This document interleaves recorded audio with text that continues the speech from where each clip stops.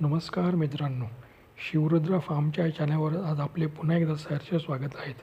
मित्रांनो, आज आम्ही घेऊन आलेलो आहेत मौसमचा नया अलर्ट. मित्रांनो, अशा माहितीपूर्वक व्हिडिओ बघण्यासाठी आमच्या चॅनलला सबस्क्राईब, लाईक आणि शेअर करायला विसरू नका.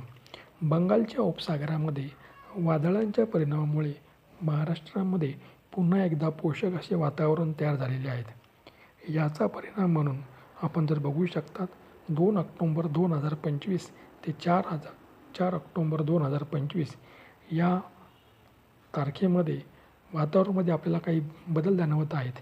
यामुळे विदर्भ, मराठवाडा व मध्य महाराष्ट्रामध्ये पावसाची प्रामुख्याने विजेच्या कडकडासह पावसाची शक्यता ही वर्तवण्यात आलेली आहे.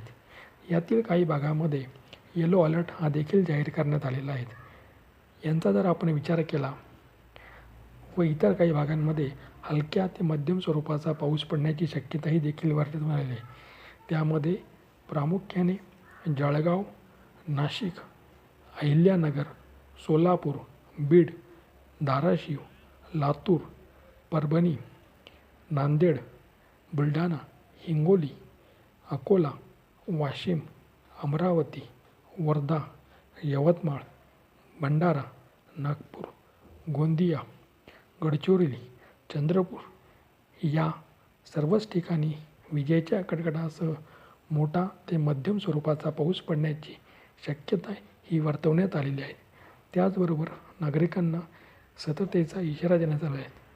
जे शेतकरी बांधवांचे अन्नधान्य असतील, सोयाबीन, मका यासारखे अन्नधान्य आपण सुरक्षित स्थळी त्याची काळजी घेऊन झाकून ठेवण्यात इशारा शेतकऱ्यांना देण्यात आलेला आहे.